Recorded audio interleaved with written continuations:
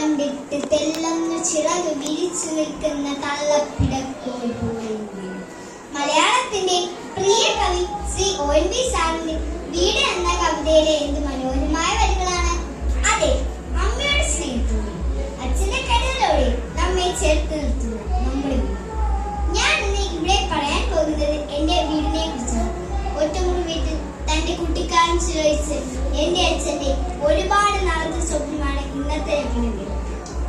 അച്ഛൻ, അമ്മ, ചേച്ചി, അച്ഛമ്മ, അപ്പൻ, അമ്മാവേ പറഞ്ഞ ഞങ്ങളുടെ കുടുംബത്തെ ഇണക്കി നിർത്തുന്നത് ഒരു സ്വീകരണം മുറി, 4 കൊച്ചുമുറികളും അടുക്കളയുമുള്ള ഞങ്ങളുടെ വീടാണ്. ഇത്രയൊക്കെ കാര്യങ്ങൾ എന്റെ വീട്ടിലുണ്ടെങ്കിലും പക്ഷെ എനിക്ക് ഏറെ ഇഷ്ടം സ്വീകരണം മുറിയാണ്. കാരണം ഞങ്ങൾ ഒന്നിച്ചിരിക്കുന്നതും ഭക്ഷണം കഴിക്കുന്നതും വിശേഷങ്ങൾ പറയുന്നതും എല്ലാം ആ മുറിയിലാണ്. കൂടാതെ ഞങ്ങളുടെ വീട്ടിലെ കോടതിയും നിയമസഭയും എല്ലാം ആ മുറി തന്നെയാണ്. കൂട്ടുകാരെ, നിങ്ങൾക്കറിയാമോ ഞങ്ങളുടെ വീട്ടിൽ ഏറ്റവും ക്ഷമയുള്ളതാക്കാണ്? ഞങ്ങളുടെ വീട്ടിലെ കിറ്റകൾക്കാണ് കേട്ടോ. ഞാൻ ടീച്ചറായപ്പോൾ എഴുതാനുള്ള ബോർഡായതും ഞാൻ ചിത്രകാരിയായപ്പോൾ വരയ്ക്കാനുള്ള പേപ്പറായി ഫിറ്റ് എന്റെ മുമ്പിലുണ്ടായിരുന്നു.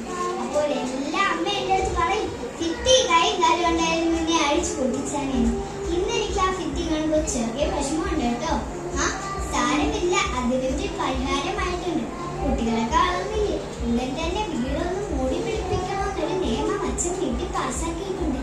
എത്രയും പെട്ടെന്ന് എന്റെ വീടിന്റെ യൗവനം തിരിച്ചെടുക്കുന്നുള്ള പ്രതീക്ഷയിലാണ് ഞാനും ചേച്ചിയും. ഒത്തിരി സന്തോഷവും കുഞ്ഞു കുഞ്ഞു സങ്കടവും നിറഞ്ഞ ഞങ്ങളുടെ വീട് നിങ്ങൾക്ക് ഇഷ്ടമായോ? കൂട്ടുകാരെ, എല്ലാ വീടും പണിയുന്നത് കമ്പിയും സിമെന്റും കട്ടയും ഒക്കെ കൊണ്ട് തന്നെയാണ്. ചിലത് വലുതോ ചിലത് ചെറുതോ. വലുതായാലും ചെറുതായാലും വീട് എന്നത് നിരവധി ഓർമ്മ സമ്മാനിക്കുന്ന സുഖം തന്നെയാണ്.